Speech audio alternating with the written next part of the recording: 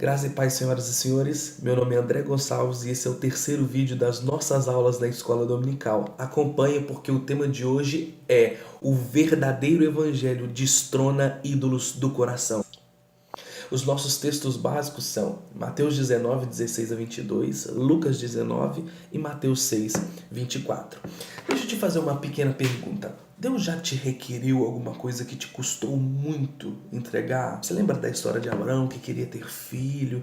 Sara, sua esposa, era estéril, esperou 25 anos. Depois de 25 anos, Isaac nasce. Deus pede a Abraão, seu filho Isaac, no Monte Moriá.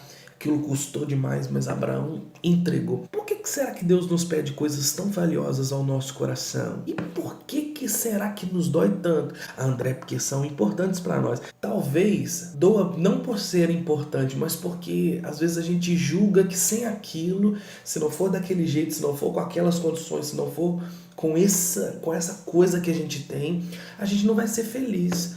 Parece que isso que a gente tem passa a nos possuir. Parece que aquilo que é importante passa a ser inevitável. Eu não sei se você consegue entender, mas existem certas coisas que tomam lugares na nossa vida que não deveriam estar. São importantes, mas não são fundamentais. Eu queria te propor uma provocativa. Tudo o que Deus te pedir de valor, em primeiro lugar, tem em vista revelar a você um possível ídolo do seu e do meu coração que precisa ser destronado, precisa ser tirado do trono. Perceba que a não sujeição a esse pedido de Deus, me entregue isso. é importante, mas me dá. A não sujeição desse pedido a Deus nos coloca imediatamente sob a tutela de um outro Deus. E a gente tira o Senhor do primeiro lugar, alguém inevitavelmente vai tomar esse lugar. Perceba que em Mateus 6, 24, Jesus diz que o ser humano é incapaz de ser livre. Ele vai servir a um senhor. E não tem como servir os dois ao mesmo tempo. Se você servir um e buscar agradar um, você não vai conseguir servir e agradar a outro. Ou seja, a escolha na vida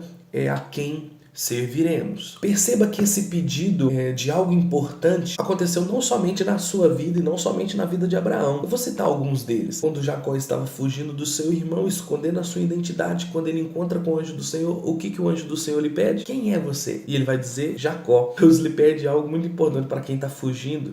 Falar quem é algo que lhe doeria muito fazer. Outra coisa é quando Deus pede que Moisés volte ao Egito e vá enfrentar o seu irmão pela libertação do seu povo. Ter que perir um pouco a sua amizade, a sua ligação com um ente querido em prol de algo que Deus queira fazer. O outro fato é Deus ordenar o enfrentamento direto aos filisteus através de Sansão, mas o coração de Sansão se apegar a Dalila. Que brabo, né? Deus separar o único filho de Ana, depois de tanto tempo que ela esperou, e Deus pedir Samuel em tempo integral. Deus requerir, por exemplo, Jonas, um amor maior a ele do que a sua própria nacionalidade. Afinal de contas, ir pregar arrependimento a Nínive é ir oferecer recomeço a um povo inimigo. A verdade, meu amado, é que Deus confronta os nossos ídolos do coração. O objetivo é que o nosso coração não dependa, não se apoie, não tenha expectativa de mais ninguém, a não ser nele. Perceba que Deus não quer que a nossa vida não seja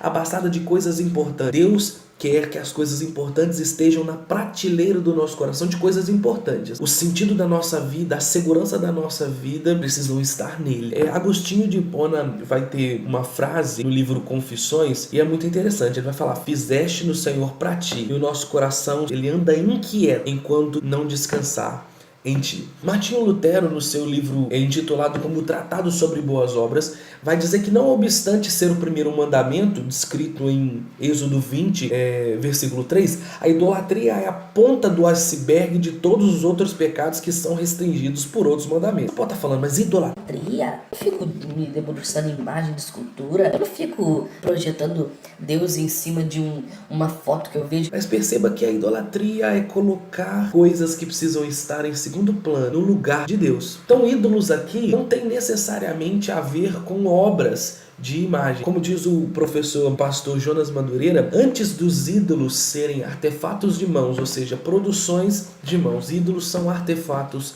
do coração. Falar de idolatria é falar de onde está verdadeiramente apoiada a confiança e a expectativa de sentido do nosso coração. Perceba que há uma certa relação de proporcionalidade entre o contato que a gente tem com o evangelho, com a obediência ao evangelho, ao enfrentamento dos nossos ídolos do coração. Eu queria aplicar isso basicamente em 2 textos. O primeiro texto, muito conhecido, de Mateus 19, 16 a 22. Esse texto fala de um homem, título da sua e da minha Bíblia vai chamar ele de jovem rico. Esse jovem rico se aproxima de Jesus e pergunta: mestre, o que eu posso fazer de bom para alcançar a vida eterna? Jesus vai dizer para ele: olha, filho, de bom só existe um. E se esse um é Deus. Mas, se você quer alcançar a vida eterna, guarda os mandamentos. E aí ele vai virar para Jesus e falar assim: mas mestre, quais os mandamentos que eu preciso guardar? E aí Jesus vai descrever quais os mandamentos. Presta atenção nos detalhes, porque isso é demais. Jesus vai dizer para ele assim, ó, simples: não matarás, não adulterarás, não furtarás, não dirás falso testemunho, honra teu pai e tua mãe e amarás o teu próximo como a ti mesmo. Ele retrucou dizendo que já fazia tudo aquilo. E aí Jesus vai virar para ele e falar assim: você quer ser perfeito? Se você quer ser perfeito, vai e vende tudo que você tem, dá para os pobres, e depois que você fizer isso, distribuir os seus bens, você vem e me segue. Presta atenção, a numerologia bíblica, ela apresenta algumas relações de coisas que Deus quer falar ou quer relacionar no momento da sua exposição com números que têm simbolismos dentro do contexto bíblico. Por exemplo, o número 4 sempre vai ser relacionado a coisas que o Senhor está dizendo para o mundo, para a terra, né? Coisas da vida. Por exemplo, 40 dias, os 4 cantos da terra, os 4 evangelhos a serem pregados no mundo inteiro. O número 6 é relacionado ao número de homem, tendo em vista, por exemplo, o texto de Apocalipse que vai dizer que o número da besta é 666. O número 7, por exemplo, é o número da perfeição. 12 geralmente vai se relacionar ao povo de Deus, tá? Aos eleitos de Deus. Mas o que eu queria que a gente se atentasse nesse momento é o seguinte: olha o que Jesus disse para o jovem rico. Olha a numeração: não matarás, não adulterarás, não furtarás, não dirás falso testemunho, honra teu pai e tua mãe e amarás o teu próximo como a ti mesmo. 6 é a numeração de homem. Jesus, em contrapartida, poderia estar dizendo para ele assim: ei, você é um homem. Você diz que você faz isso tudo, mas você é gente. Se você quer ser perfeito, destrone mamon, o seu amor pelo dinheiro. Destrone o valor que você dá para suas riquezas. E aí sim, você será perfeito. Em seguida, Jesus vai tecer algumas palavras aos discípulos dizendo como é difícil um rico entrar no reino dos céus. Perceba que não é impossível. Jesus vai dizer que a relação que a gente tem com o dinheiro é uma relação complicada. É difícil você achar pessoas que são muito abastadas e não amam o dinheiro. Não é impossível, mas é muito difícil.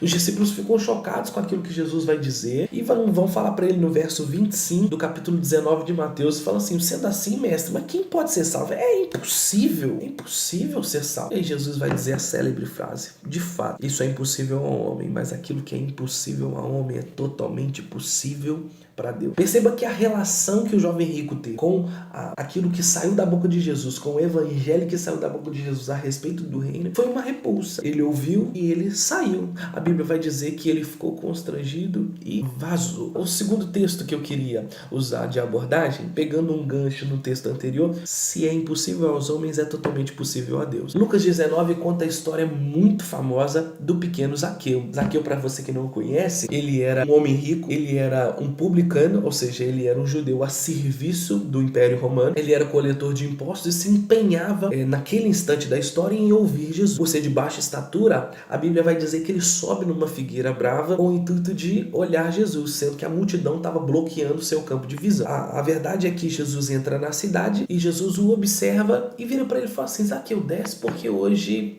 me convém ficar na tua casa. O povo fica chocado porque Jesus vai ficar na casa de um pecador. Bom, o texto parece que pula, parece que há uma desconexão entre o Jesus querer entrar na casa dele e o final da fala de Zaqueu. Eu não sei o que Jesus disse para Zaqueu quando estava na casa dele, mas a verdade é que aquilo que Jesus falou transformou a vida de Zaqueu. Quando você vai ler o desenrolar da história de Lucas no capítulo 19, Zaqueu parece que toma a palavra, ele pega a palavra para si, ou seja, alguém estava falando antes dele dele, e aquilo que alguém estava falando antes dele, que eu particularmente acredito que seja Jesus, mexe tanto com ele que ele toma a palavra e fala assim: mestre, eu resolvo dar metade dos meus bens aos pobres, e se eu defraudei, se eu roubei alguém, devolvo, restituo a essa pessoa 4 vezes mais. Jesus vai dizer: de fato, nesta casa houve salvação, porque esse também é filho de Abraão. A verdade aqui nesse texto, Zaqueu não foi salvo porque repartiu os bens. Zaqueu não foi salvo porque diz que devolveria 4 vezes mais. Ele foi salvo porque o evangelho entrou dentro dele. Quando o evangelho entrou dentro dele, combateu os ídolos do seu coração. E aquilo que ele buscava nos ídolos, o significado, o sentido, a segurança, ele encontrou em Jesus. E porque quando ele encontrou em Jesus, o evangelho colocou Jesus no centro do seu coração, o que estava como centro do seu coração caiu. O verdadeiro evangelho inevitavelmente vai confrontar os ídolos do nosso coração. Os dois tinham relações com dinheiro muito próximas. A Bíblia vai dizer que tanto o jovem rico quanto o Zaqueu eram ricos, mas a reação dos dois à exposição do evangelho por Jesus mostra claramente em quem a mensagem foi eficaz. Não é que o fazer, o obedecer, salvou o Zaqueu, mas porque ele foi salvo, o seu coração foi destravado para entender o sentido e os valores das coisas como de fato elas devem ser. Vamos para as aplicações e considerações finais. Os ídolos ou os deuses, de uma forma geral, não servem para nos deixar mais inteligentes. A religião, de uma forma geral, serve para que o ser humano se sinta mais seguro para existir. Os ídolos geralmente oferecem 3 coisas: segurança, aceitação e significado. O Tim Keller, tratando sobre o tema do evangelho, vai frisar que a desobediência a Deus, a sua lei, o seu evangelho, os seus valores, nos fará inevitavelmente abraçar um ídolo. A desobediência é evidenciada sempre em um desafio de forte confronto, em que o que nós vamos precisar fazer é realocar na parede do nosso coração quem está em primeiro lugar. A palavra de Deus vai dizer sobre ela mesmo que ela é viva e eficaz, mais cortante do que uma espada de 2 fios ou 2 gumes, e é capaz de penetrar ao ponto de juntas e medulas e discernindo propósitos e pensamentos do coração. É possível que você e eu estejamos nutrindo um ídolo e não sabemos. E quando a palavra de Deus nos fere, parafraseando com Agostinho nas Confissões, a gente passa a enxergar o que está dentro da gente. Foi o que aconteceu com o jovem rico e com Zaqueu. Mas cada um vai reagir de uma forma. O convite do evangelho é para que você ame as coisas na proporção pelas quais Deus fez para que você as amasse. Perceba que é possível que um filho não seja amado como filho, mas sim como um ídolo. O trabalho não seja amado como um trabalho, uma profissão, mas seja como um ídolo. O ídolo vai te oferecer felicidade, significado, sentido, mas perceba que Deus te traz isso. Então, quando você e eu apoiamos essas expectativas em filho, família, profissão, sexo, prazeres de uma forma geral, nós estamos tirando de Deus aquilo que o nosso Pai nos oferece. Isso, biblicamente, é chamado de idolatria. Segundo, irmão e irmã, não há bandeira branca. Deus não dará trégua aos seus ídolos e os meus ídolos de estimação. A vida no Evangelho é inevitavelmente uma vida de confronto aos ídolos do nosso coração. Vença esses ídolos se rendendo à vontade de Deus. Ponto 3. Sua resposta em obediência denunciará a veracidade do seu novo nascimento e do quanto o Evangelho de Cristo mudou o seu coração e entrou profundamente dentro de você. Mais que ouvir, é preciso fazer. O mundo está cheio de discursos vazios, de prática, que conosco não seja assim. Eu queria terminar com um exemplo do pastor Francis Chan. Ele vai dizer que nos Estados Unidos, os grupos de futebol americanos sempre dão os braços assim, ó, e se reúnem com outros jogadores e traçam um plano estratégico. E aquilo lá acontece todo jogo. Isso é importante. Isso geralmente acontece em jogo de futebol. Aqui no Brasil acontece em vôlei, às vezes no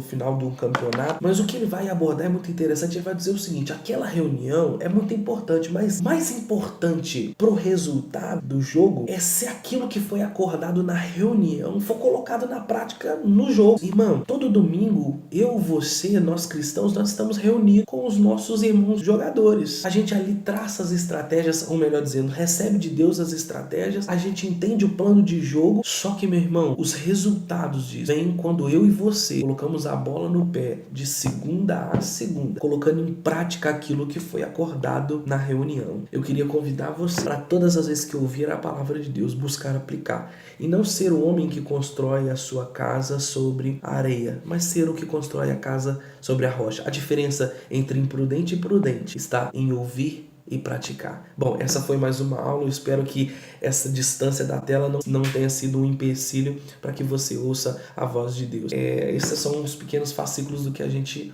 vê na aula. Um grande abraço, obrigado pela sua audiência. É nóis, valeu, Joe.